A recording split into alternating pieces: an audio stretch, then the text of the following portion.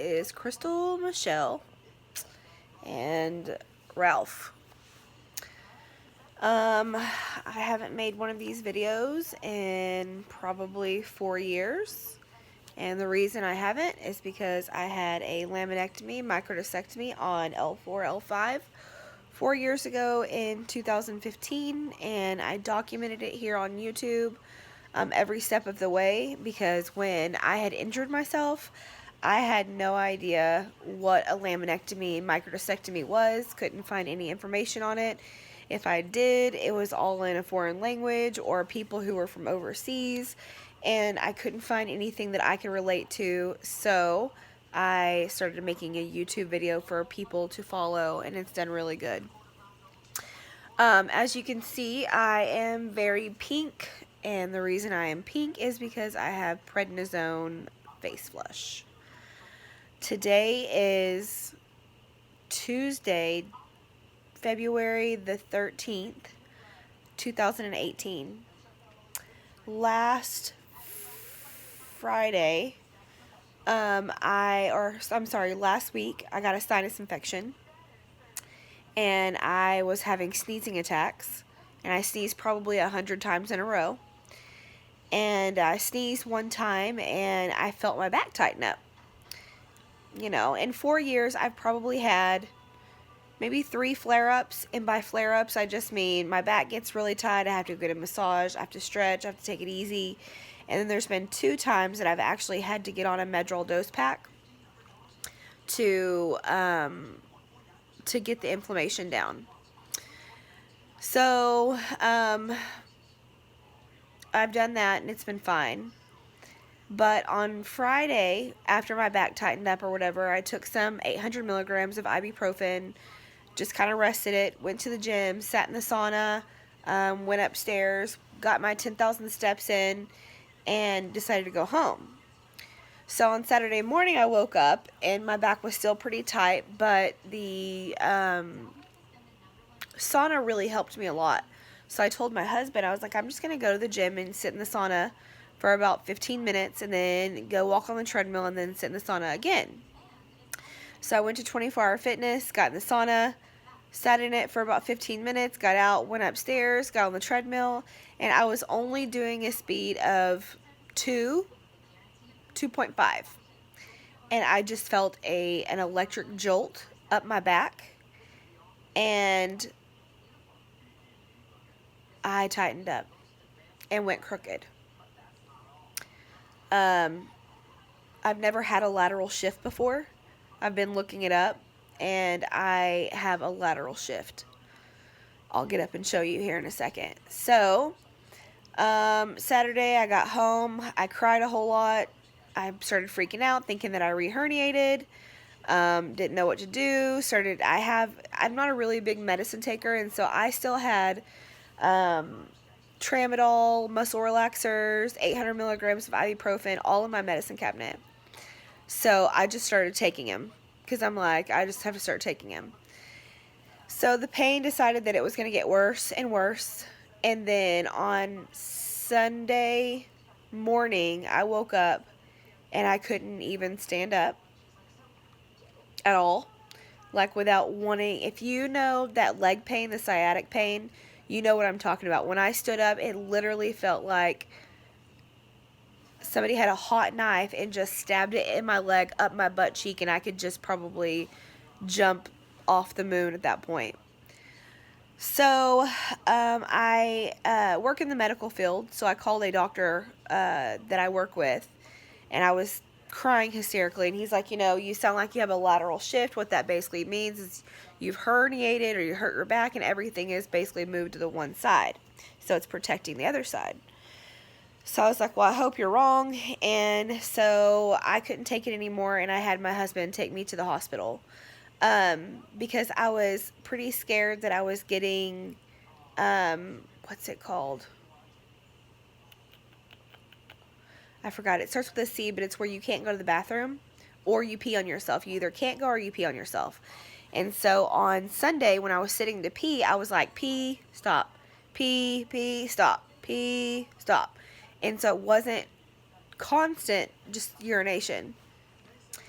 So, went to the hospital. They did a CT scan, and they found that I re-herniated at 8 millimeters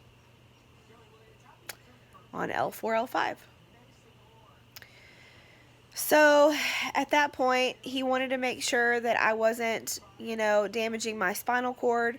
So, he sent me off for an MRI of my full back just to check everything and to get the MRI. MRI came back conclusive.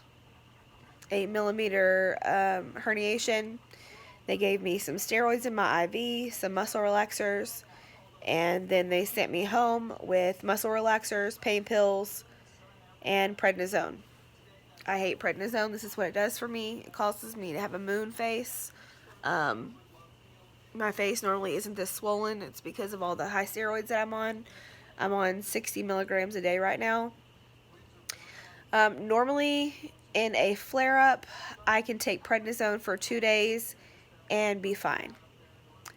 But I have really fucked myself this time. So I've for sure re-herniated, for sure hurt myself.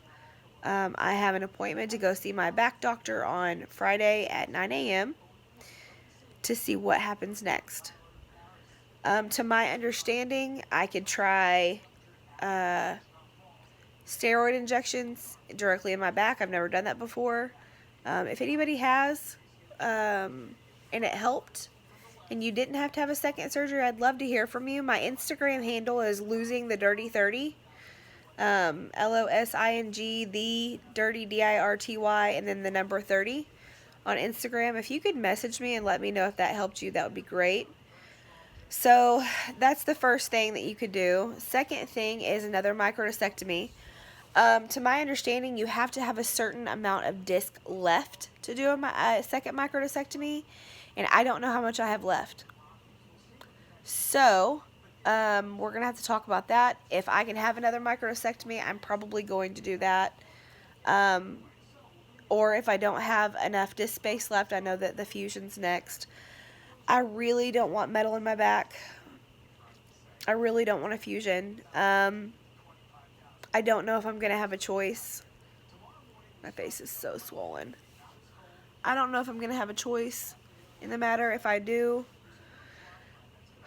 I don't know. It's just really weird because I've never had back issues before, and now I do, and it's kind of like I feel like people who have fusions or, you know what I mean, disc replacement and things like that, it's like, oh, I've had back problems for 20 years, and if you followed me for this long, it's like I just rolled off the couch the first time and to pet my dogs, and then I had to have surgery, and this time I sneezed, and now I have to have surgery probably.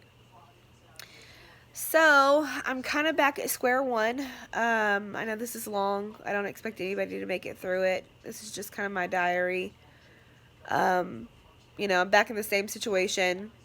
I have a job. I don't know if I'm going to have a job anymore. I'll probably need surgery. I don't want to do that. But for anybody who is debating on having their first microdiscectomy, I want to say this is on a positive note.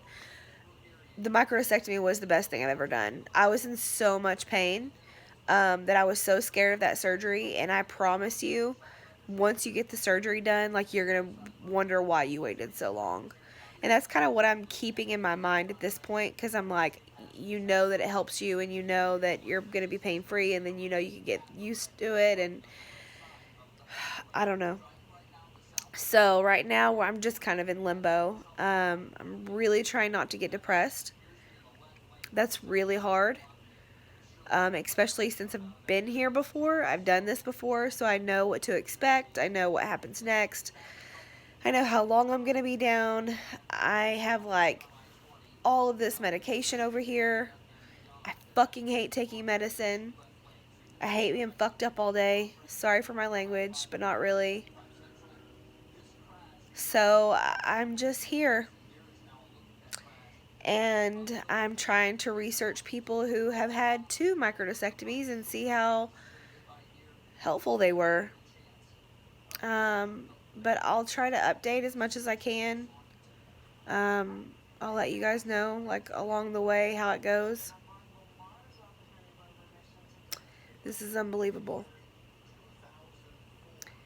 I'm really sad. I'm really upset. I just kind of thought that this part of my life was over. I I didn't do anything. I didn't ride a roller coaster. I didn't jump on a trampoline. I didn't do anything like that. All I did was sneeze. So I guess here we go again, and I'll keep y'all posted.